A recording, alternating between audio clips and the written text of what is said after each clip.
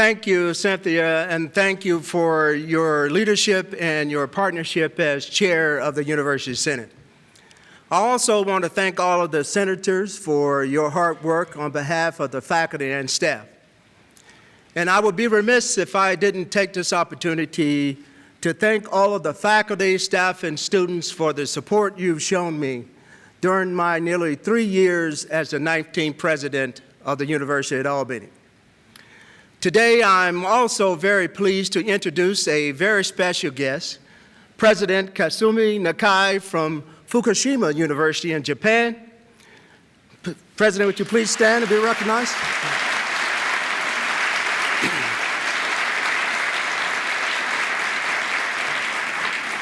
University at Albany and Fukushima University have a very beneficial student exchange, and we're talking about new possibilities going forward.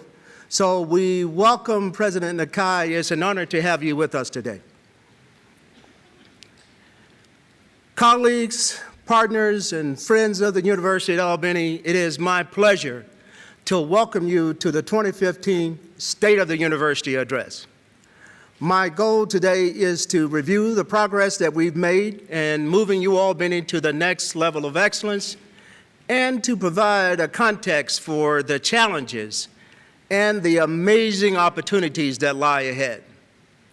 I believe we gather at a very exciting time in UAlbany's history. Great things are happening across this university. For example, we recently received a $4.5 million NSF grant to a team of atmospheric and social scientists led by Everett Joseph in partnership with the National Taiwanese University and Howard University. This grant will advance research in early warning systems detection of major storms. And also, Isfan Keshkesh of our School of Education, an internationally renowned linguistics scholar, was also one of only 10 faculty members from across the SUNY system this year to be named a SUNY Distinguished Professor. So congratulations to Isfan on this very prestigious honor.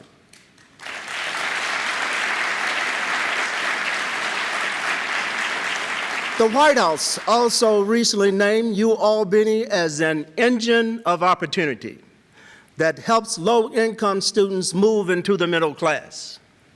We are proud of that designation because it shows we are serving a very highly diverse student body, and this year, 42% of our freshman class are students of color, and nearly as many will be the first in their families to earn a 4-year degree. So this is all very good news and signs that we're moving in the right direction. We're making significant progress, and I can assure you, people are taking notice. I've been gratified to hear this from students, from staff and faculty, and even regional and national leaders. To quote one corporate leader, this is a university that's on the move. We're creating innovative academic programs, expanding our research profile, developing new ways to attract and retain students, and the best and the brightest faculty. And everyone comments on how beautiful the campus looks. What I've just described is an outstanding institution aiming high to meet its tremendous potential as a leading public research university. Yet we know we have a great deal of work before us, which requires a new level of collaboration, cooperation, and innovation. We must seize this opportunity to fulfill our mission of academic and research excellence, increasing our impact as a driver of economic vitality, and to rev up our engine of opportunity to lift all segments of our society. So today is a report on the progress we've made toward that vision, but more than that, it is an invitation to increase focus as a community and accelerate our progress together. The reality is, to reach our aspirational goals, we must grow significantly in several ways. First and foremost, we simply must increase our enrollment at all levels.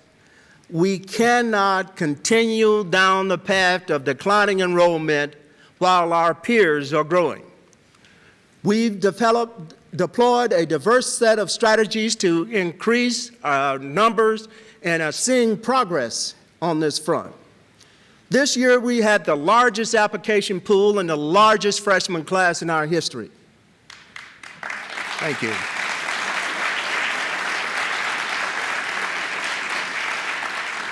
And surely this is very encouraging, but we still have work to do. We cannot get too comfortable. We need to act with a sense of urgency. So our target is to enroll 20,000 students by the year 2020. And before you fall off your chairs, I want to tell you how we're going to get to 20,000 students. First, we must continue to advance the largest academic expansion in 50 years with an emphasis on high growth areas like health sciences, cybersecurity, engineering, and advanced data analytics. And as a part of this expansion, we must recommit to the social sciences, the arts, and the humanities to ensure that these fields are tightly woven into our academic fabric.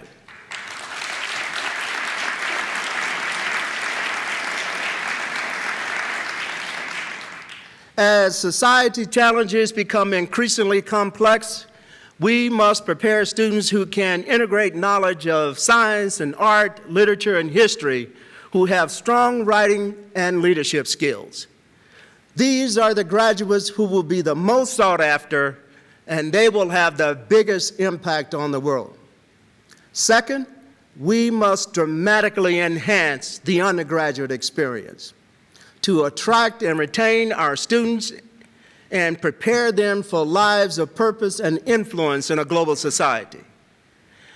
And as well as to achieve all of this, all of the above, we must recruit and retain and advance the best and the brightest faculty in every discipline. And finally, we need to grow our resource base and our endowment to fully meet the needs of the university's future. So I want to explore each of these areas with you and then talk a bit about the steps that we must take to reach our goal.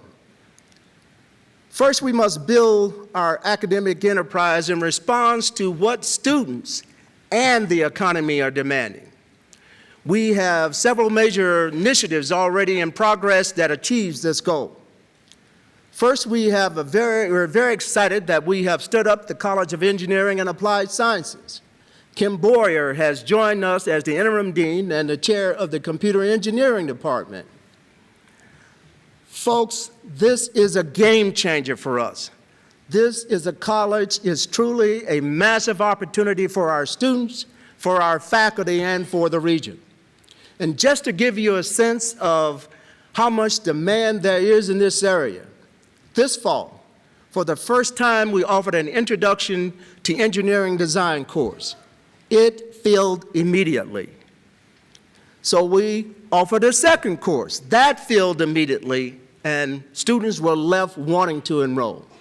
So right now, the BS in Computer Engineering is under review at the State Ed Department, and when it is approved, we're expecting to see a tremendous demand for this much-needed public option for engineering in the Capital Region. The college will also be the home of our new Advanced Data Analytics Institute, which will help us build out our teaching and our research capacity in this critical area. We've also launched the College of Emergency Preparedness, Homeland Security, and Cybersecurity. And as you know, this is in response to the call by the governor for academic programs in this very high-need field. Our goal is for this college to not only be the first, but the best. And we are very fortunate that David Rousseau has taken the reins as the interim dean. This college will be a new model of interdisciplinary collaboration, drawing on New York's strengths from other SUNY campuses, private universities, and from state agencies. Another area where there is significant growth potential is the health sciences, and the biomedical research area. We have broad and distinctive assets in these fields, and we have outstanding people and programs and solid partnerships. So now is the time to build a forward-thinking strategy to maximize our impact in this field. As you know, I've appointed Laura Schweitzer to lead the exploration of the development of this plan. Laura will be engaging a wide range of stakeholders, and I know many of you here today will be part of that conversation. Last month marked another milestone and another important initiative when we signed an affiliation agreement with Albany Law School. This is truly an exciting next chapter in a long-standing relationship. This deeper affiliation allows us to be more strategic and intentional. Our students now have access to new pathways in legal fields, and Albany Law students have the opportunity to broaden their legal education with courses from across our academic portfolio. The affiliation will also revitalize our long-standing 3+3 program and will make legal education more accessible and more affordable to UAlbany students. Already, this partnership is leveraging new research funding. For just this month, a joint faculty team was awarded $1.6 million grant for an international health law project through the Global Institute for Health and Human Rights. And there will be more to come as we launch our collaborative venture fund for faculty research projects. Also central to our academic expansion is a commitment to elevate our research profile and support for our faculty development in teaching, research, and engagement. We have many rising stars across our academic landscape.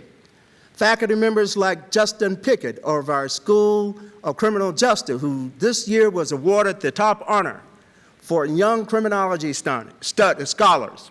He studies highly relevant topics, including racial stereotypes affecting public opinion and on crime and justice.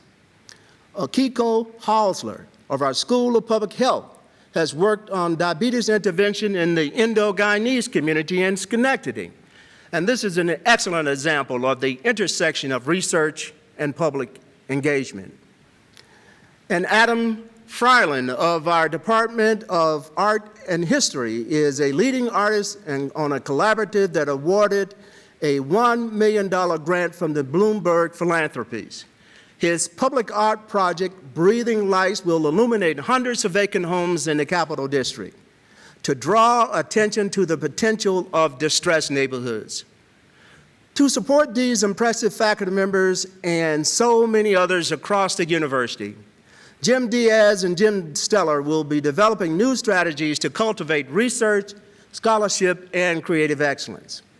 I am also very happy to announce today that we're launching an Innovation Challenge grant to support faculty development of strategies and new academic programs. And while we've seen tremendous faculty growth with our 2020 funds, we must ensure that we are recruiting the best and the brightest full-time and tenure-track faculty. Because, folks, this is the only way that we can reach our goal. All of this progress with our academic expansion is absolutely critical. But we know that student success is determined by experiences both inside and outside of the classroom. The new tradition of our opening convocation is a great example of key tactics to enhance the student experience. I think you all would agree what a wonderful day it was when 2,500 new students and a sea of yellow class of 2019 t-shirts, along with about 1,000 faculty members, gathered. It was great to have also so many of our faculty and staff members participate. And I think that it sent a very strong message to our incoming freshmen about the university that they had chosen. This is part of our holistic approach to enhancing the student experience with a very integrated partnership between academic affairs and student affairs. Mike Christakis is working closely with Jim Stellers and faculty members to increase retention and to reduce the time to degree. Retention is absolutely critical to our enrollment goals, and this is where we can make big difference in our numbers. And that is why Provost Steller has set a goal of increasing retention by 10%. Data analytics plays a big role in this work, which is why we're scaling up evidence-based practices. For example, we've created a deeper and more personalized orientation experience. We also know that the EOP program is highly effective, and we appreciate the fact that the legislature expanded that program this year.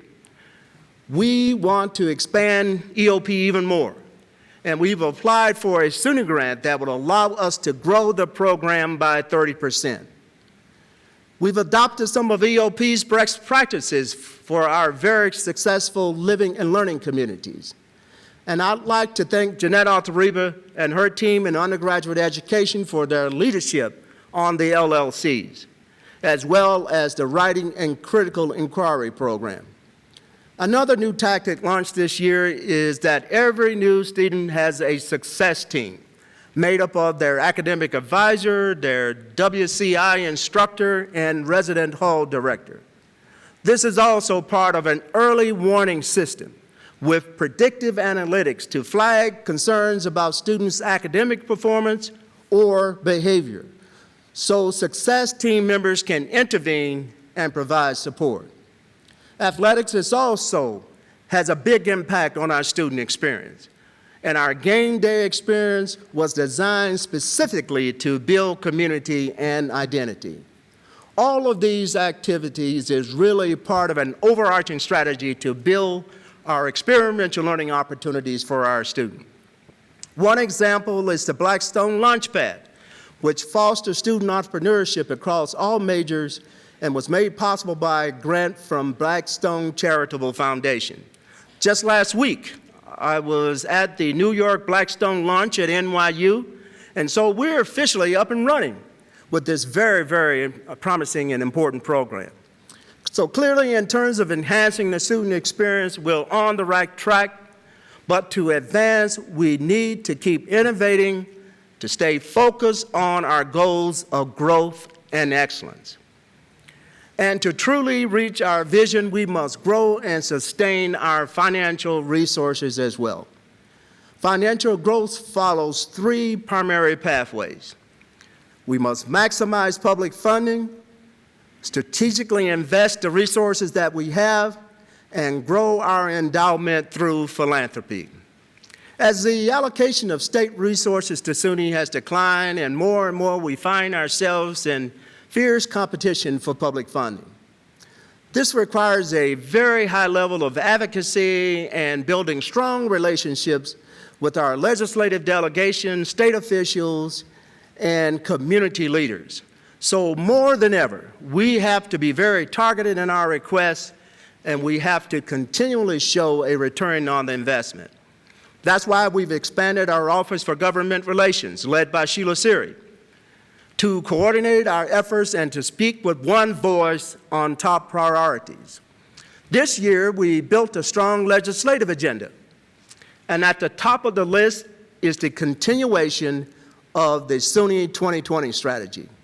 We need to make sure that this funding continues because it has been a game changer in terms of faculty hires, student scholarship, maintaining predictable tuition, and advancing our academic expansion goals.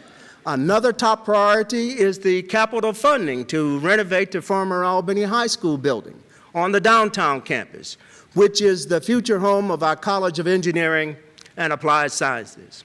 This facility is going to be an amazing resource that will help us drive economic development in the urban core. And at the federal level, we're continuing our efforts to support the university to win significant research grants. Our Office for Government Relations will continue to partner with our researchers and scholars for greater success in this process.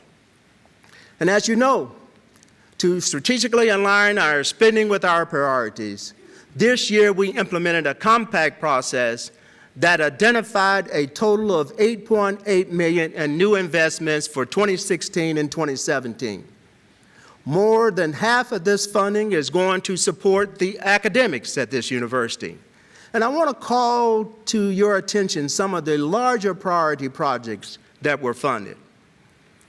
First, we invested nearly $2 million in the College of Engineering and Applied Sciences to stand up this critically important academic unit.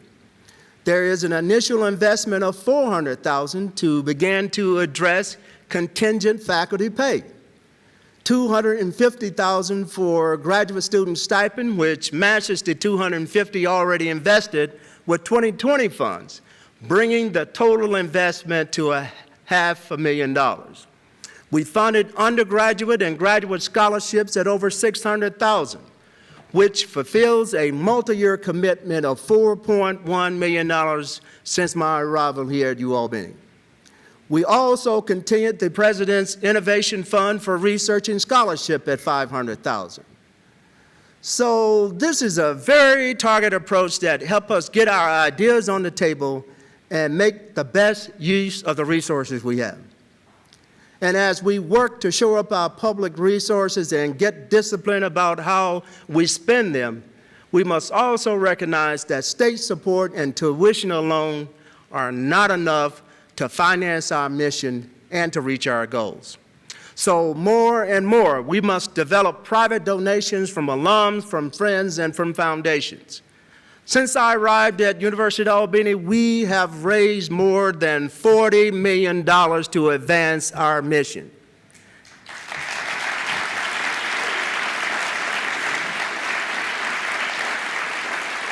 And as most of you know, the 2014-15 fiscal year was our best year ever for fundraising, with more than $12 million raised. A big part of that was a landmark gift from the Masry families of $5.25 million for our School of Business. And I'm going to take this opportunity to thank Fardeen Sinai and his staff for that very success and their amazing effort. And this year is off to an excellent start as well. Earlier this month, we announced a $10 million gift from the Bernard and Millie Children Foundation, which is a transformative investment in our athletics programs. These funds are in the good hands with Mark Benson, who will be overseeing our endowment for scholarship and major facilities work, which will also help athletics become more self-sustaining in the future. I believe these gifts position us strongly as we approach the launch of a comprehensive development campaign. It is clear our success in fundraising is tied to the compelling vision we've articulated and the actions that we have taken.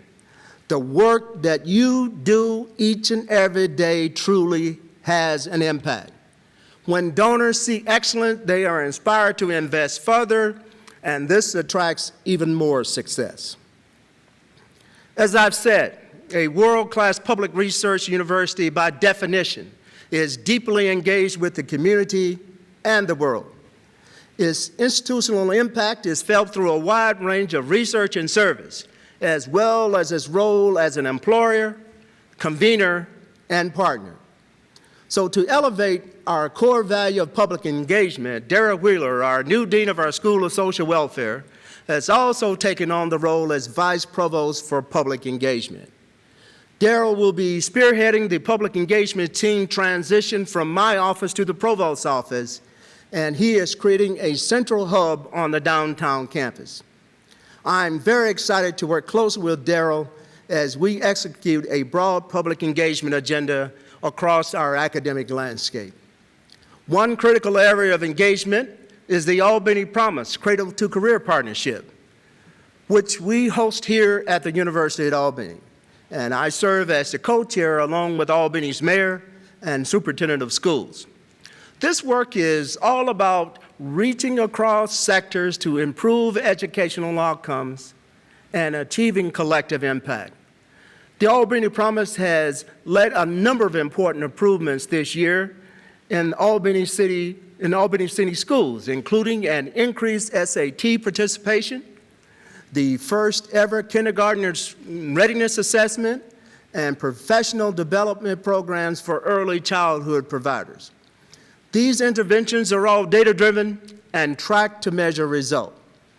The Albany Promise is also a key strategy for success, and that is why it is included in our larger strategy for the Capital Region Economic Development Council, which I co-chair. I accepted the co-chairmanship of the council in 2013 because UAlbany must expand its role as a driver of economic development. The process brings to the table every sector, every key anchor institution, every higher education partner. And this year, we had the profound opportunity to explore our region's strength and potential through the governor's Upstate Revitalization Initiative. The proposal we presented to the governor's team last week was truly amazing, and we've heard very positive feedback. We are hoping to be one of 3 winning regions that will receive $500 million each.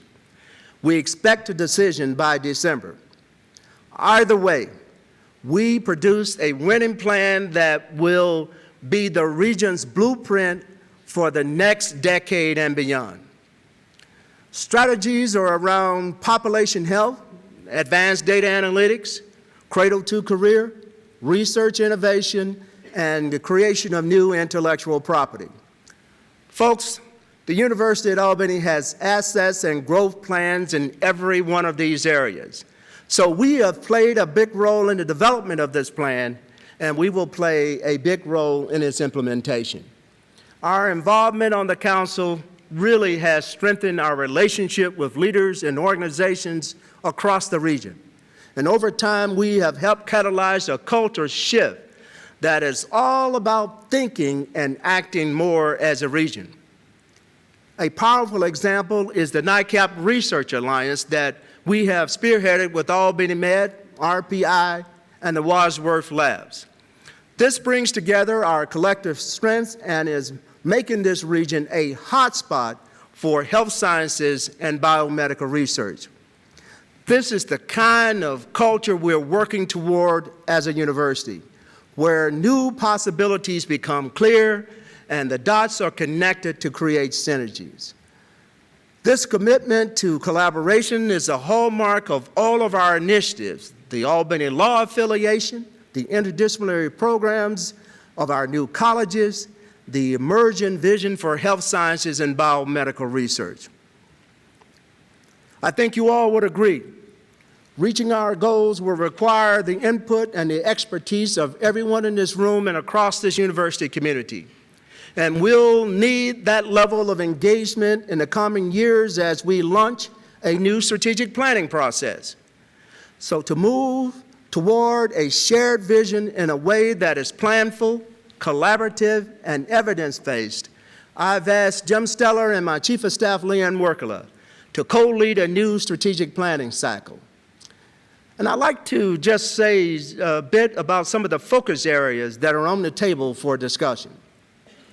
First, as I said up front, to meet our full potential as a public research university, we must advance a strong core of arts, social sciences, and humanities. And that is why I'm very pleased to announce a new resource that will provide significant opportunities for the humanities. We are creating the Institute for History and Public Engagement. This will be fertile ground for collaborations across disciplines, to attract grants, to host colloquiums, and to develop experiential learning programs. This project represents the next wave of liberal arts education within a public research university. And I'm looking forward to working with Elga Wolford and her faculty to support and advance this development. Another area that we will be exploring is how to really embed internationalization throughout our work. In the age of globalization, we must prepare students with the skills to navigate new boundaries, both cultural and geographic. We also need to respond with evidence-based approaches to the challenges facing humanities, challenges that are both global and interdisciplinary in scope. And we will advance research and scholarship through our global partners with leading scholars and institutes around the world. Our new Dean and Vice Provost for International Education and Global Strategies, Harvey Charles, is leading this initiative, and we look forward to working with him as internationalization becomes a more prominent part of our future plans. Some of what we must address is more operational in nature, like a comprehensive institutional communication and branding strategy, which will be led by Joe Brennan, our new Vice President for Communication and Marketing.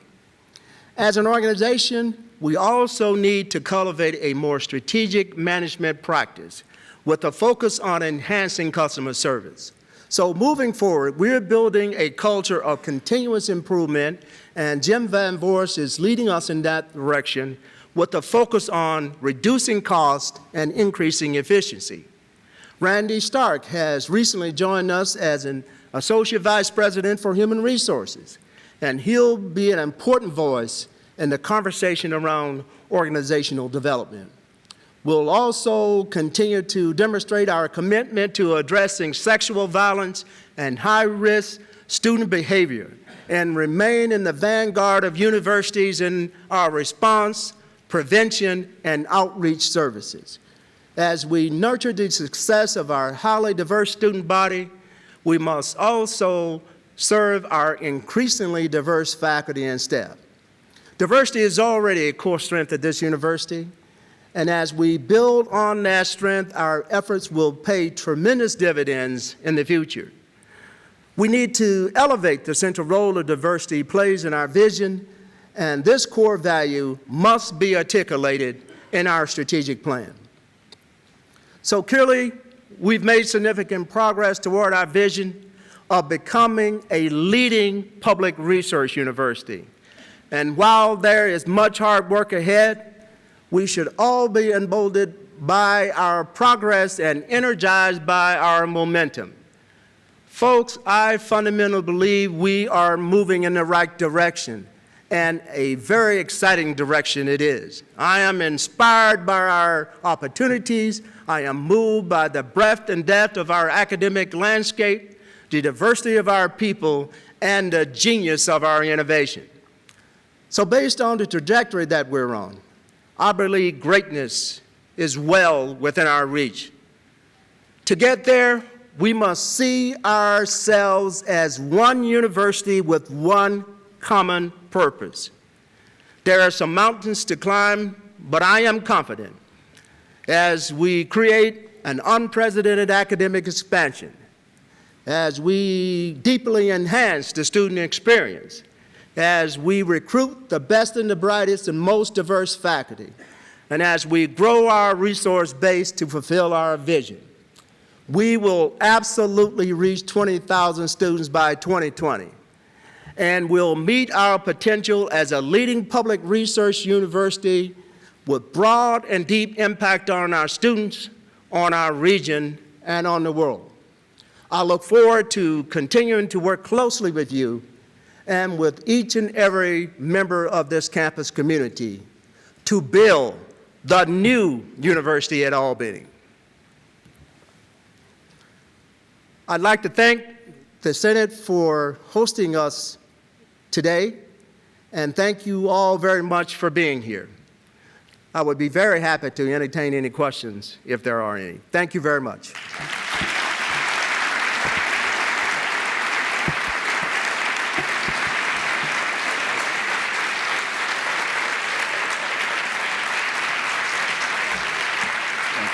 Thank you.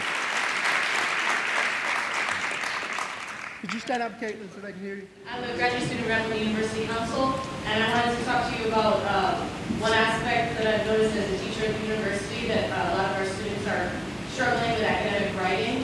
And I know you've talked about increasing the number of faculty and smaller classes for our freshman writing courses, but I wanted to ask you specifically about academic writing support for international students, since it's part of your 4 states to increase the number of international students. I feel like some of my international students are a little bit in crisis, so I'd like to know how this fits into the plan, especially for this expansion. I think most of you heard the question. Caitlin basically asked, how does efforts to improve international students with their writing skill fits into our overall strategy for internationalization? I don't think Harvey Charles is here today. I think he's speaking at, oh, he is here. You made it back. Well, stand up, Harvey, so everybody can see you.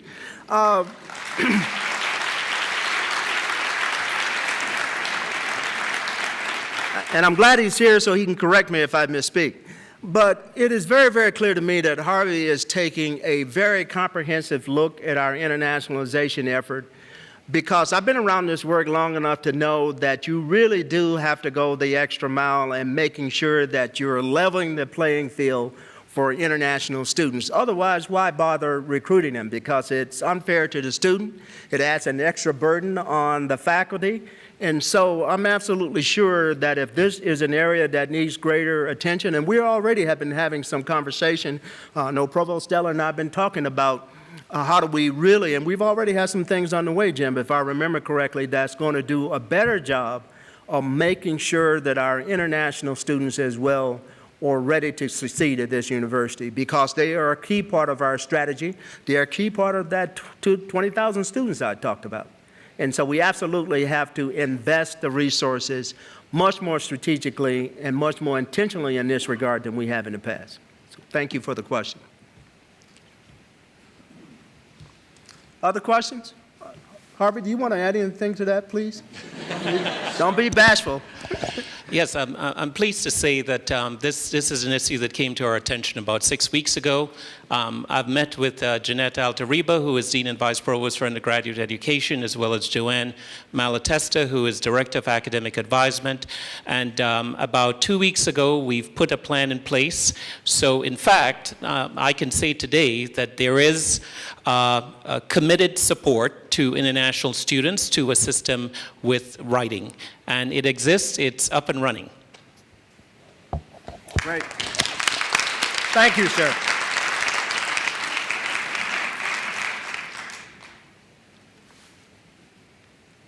Yes. Hi, my name is Christopher Taylor, and I am part of the Student Association Senate. And my question is in regards to, I heard of some of your plans of helping other departments of humanities, both in social sciences as well. For example, I was just updated that the Latin American Creative Studies department but how would this university be able to help in, for example, advertising, promoting these types of majors in these types of departments that are humanities and social sciences, so that these types of majors can be more recognized, such as, you know, majors such as business and other types of majors. Let me correct me if I don't capture essentially what you said. The question is that we talked about how critically important it is to really think more strategically about the liberal arts, humanities, and the social sciences. And the young man raised a point that I just heard about a few days ago, is the fact that there is a plan in place to cut some of the programs in one of our liberal arts units. And the fundamental question is, how do you do a better job of advocating for advertising about the programs that we have in the liberal arts and the humanities specifically, so that you don't end up in a situation where programs have to be cut? And I can tell you, from my perspective, we should only cut programs when it is very clear that there is not a plan or a process in place to really sustain them, because things do shift over time, and we try to be responsive to that. But part of what we're talking about here, I think, is what I talked about in my remarks. I certainly hope that what we see is that unless you start to kind of rethink and kind of move some of these disciplines out of very narrowly tailored silos to be more integrated across the other up-and-coming, high-demand areas, you're going to continue to be running into this situation. And I think I've said to you over and over again, I fundamentally know you can't have a world-class research university unless those areas are very, very strong. And so one of the things we hope is going to come out of our strategic planning process is a deep dive look at the liberal arts, social sciences, and the humanities, to really help us understand, what we need to do to continue to strengthen those units, to rethink and perhaps help them to become more interdisciplinary. And I'm not implying they are not now, but we probably need to do more than what we're doing now in order to not only sustain but to grow some of these majors. And so this is what it's all about. This is one of the reasons the provost and I have identified folks, and I'm not saying this just because it perhaps sounds good to some of you. This is critically important. This is as important as anything I've said to you today, because without the strong liberal arts and humanities, we absolutely will not be able to achieve our goals. I get that, I understand that, and this is where we hope to come to a shared vision of what these core disciplines are going to look like at this university going forward. We're not going to wait around for programs to be cut one by one because of lack of paying attention to what's critically important.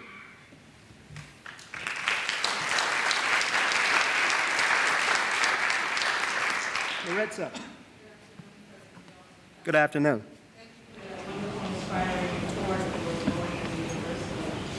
My questions to you are twofold. First of all, we had our mass meeting this past Sunday. I wanted to let you know that we addressed with the student body the issue of the Perkins loan, the loss of the federal funding, because we want to come together and find an internal solution to what's going to affect these students probably the hardest. I know you were going to have a dialogue with the senator and Senator Schumer. I wanted to know if there was any feedback from him. And the second question, I guess, is to this room as well. We're seeing that our problem is the increasing cost of textbooks for our students. And I guess I just wanted to pitch this to the faculty as you are here, that the ever-increasing cost of books with access codes and other clickers, really for one student this year, for an average, they cost them about $400 to $500 a semester in textbooks. To those in the sciences, it was easily $800.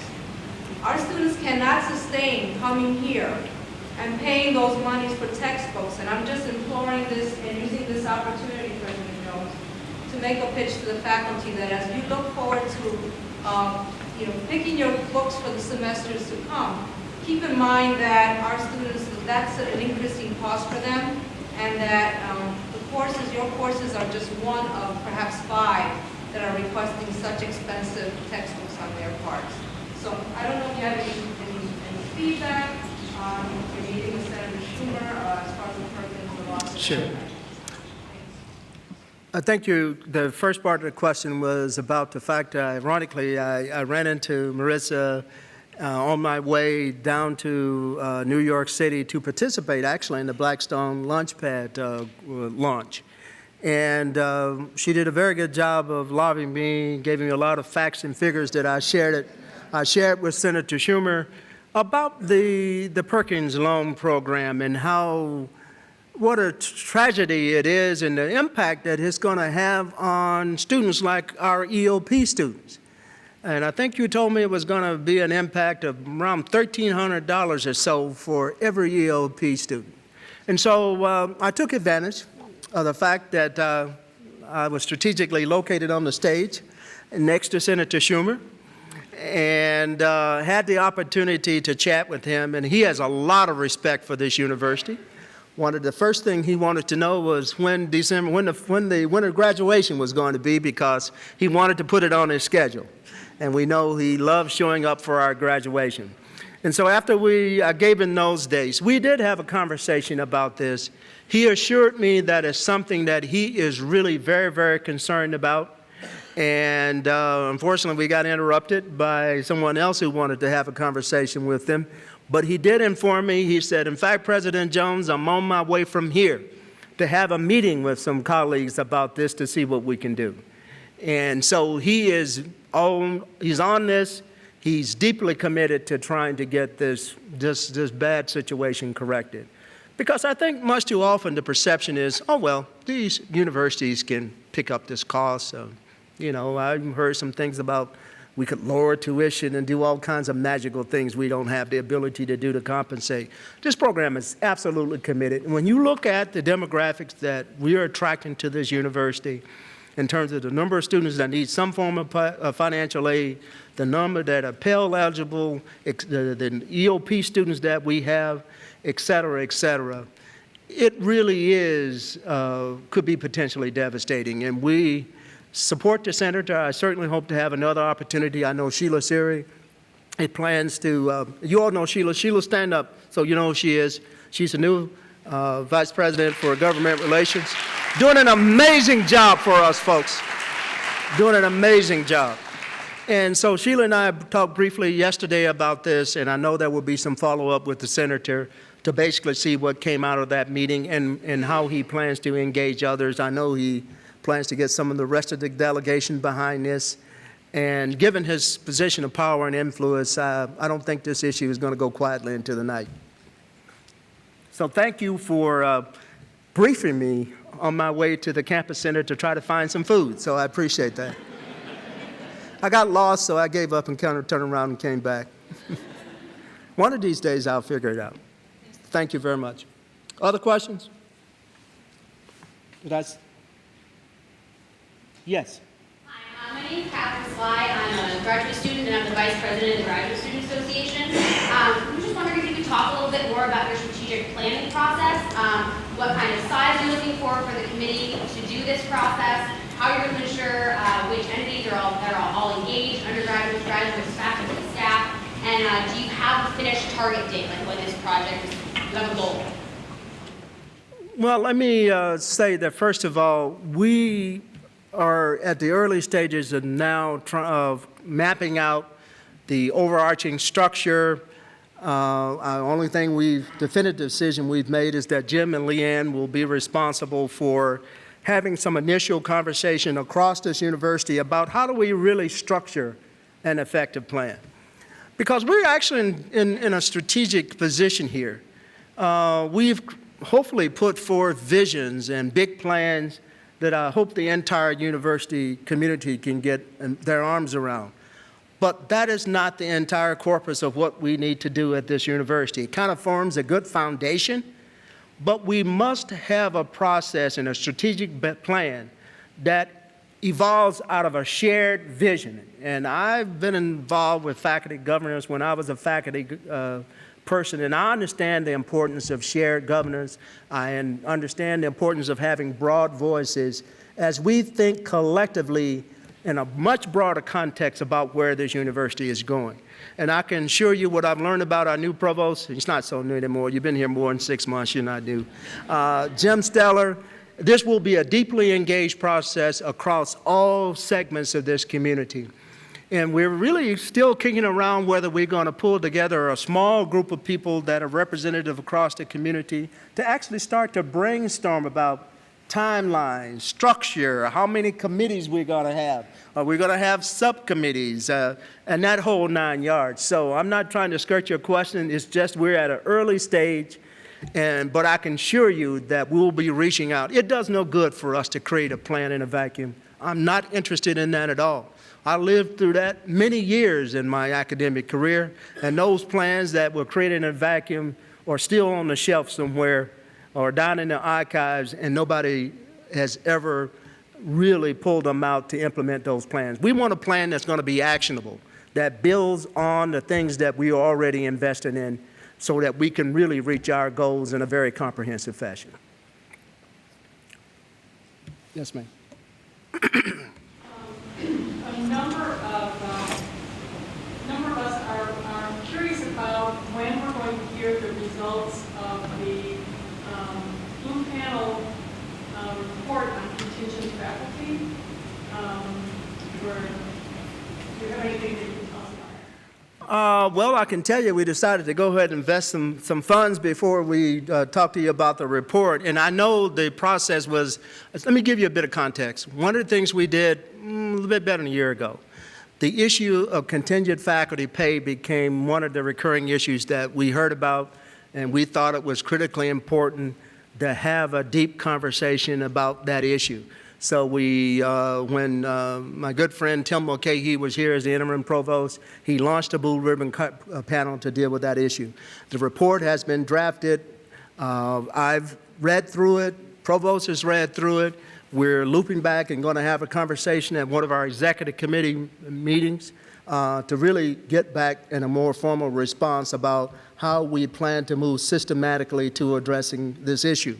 But one of the things that, and so that report was critically important, but it didn't align appropriately with our compact planning process, so we made the decision to go ahead and at least make some initial investments based on the meager resources that we had.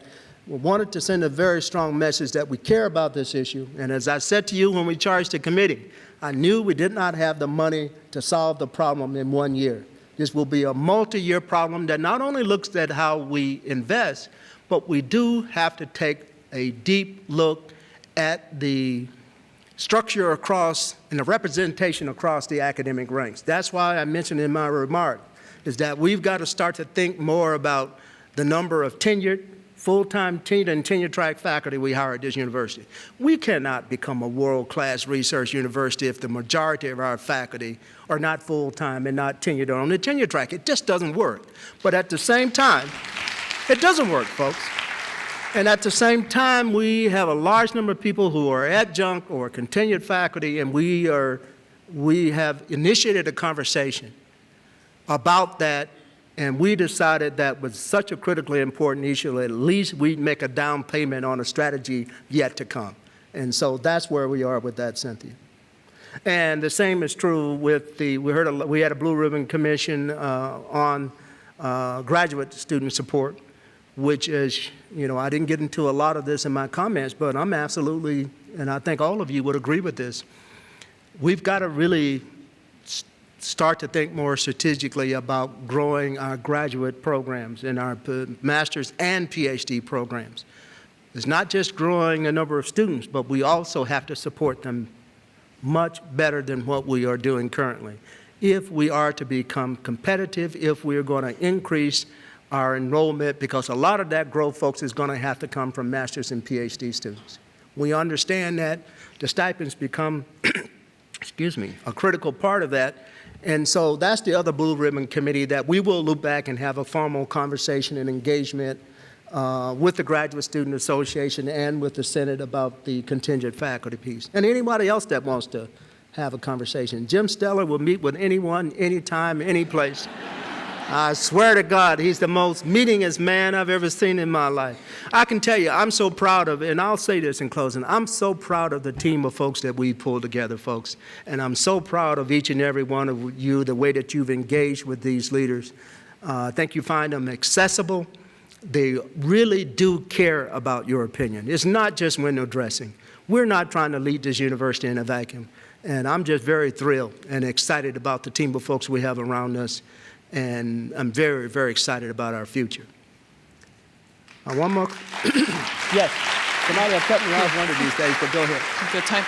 I just wanted to thank you all for the emphasis on retention. I think it's really important that we are actually opening that dialogue. I don't know quite where the dialogue's happening, but I'm seeing a lot more openness to the students when there's trouble.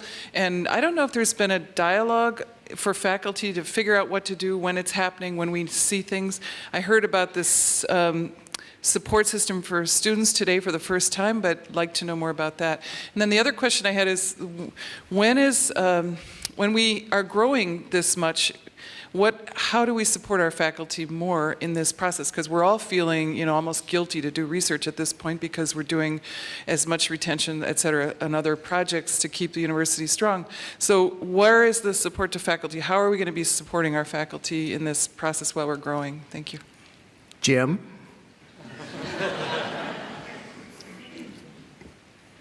I'm Jim Steller. I'll meet anybody anywhere for coffee. Well, just to take one small slice of a complicated question, the President mentioned the 10% increase in freshman to sophomore conversion, If we were able to accomplish that, we would grow by something like 640 students. And we grow the right way. We would hold on to the students that we've already recruited. If we do that, we estimate the increase in revenues from the new students alone to be at $6 million. I think we'll need some of that money to support the programs, because we'll need to have more things, including devices to hold on to the students and more courses. But this is up to the president, but I think we could use some of that money to support the faculty. It's part of the growth strategy. Now, there are many other growth strategies we can talk about, including involving engineering and the other colleges the president mentioned, but let me stop there, and I'll meet you for coffee.